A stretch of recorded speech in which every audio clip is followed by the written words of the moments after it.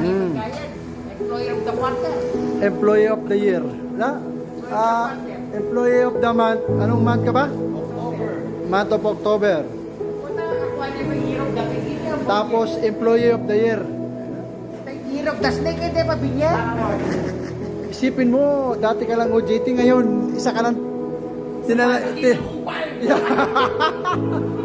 tinalaga ka ng employee of the year.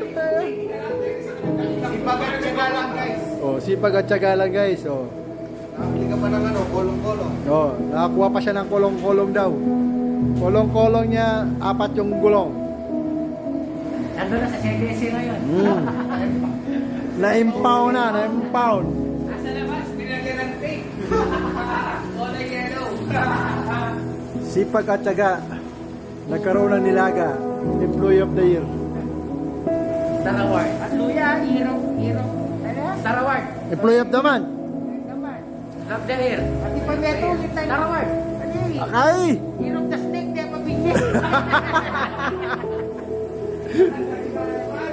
Perfect attendance pa pala.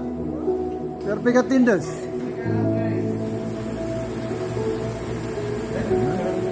Oh, dali ito. Mga 30 na siguro to.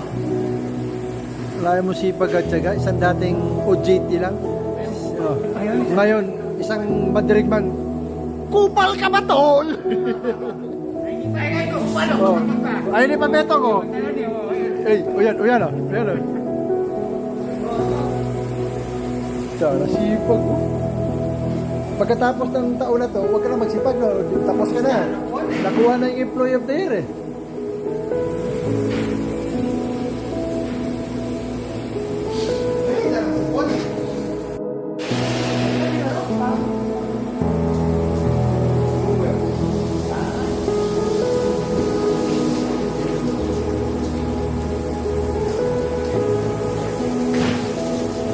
Isipin mo na lang, naglinis ka ng kolong-kolong mo. Sa CDC mo. Kasi,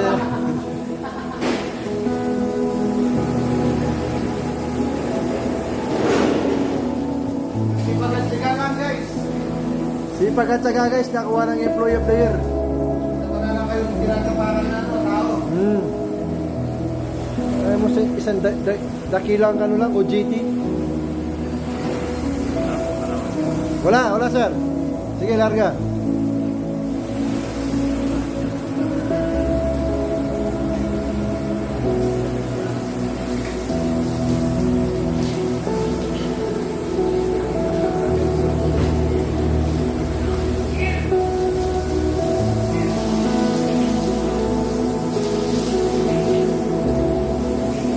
Sipag talaga ng employee of the year.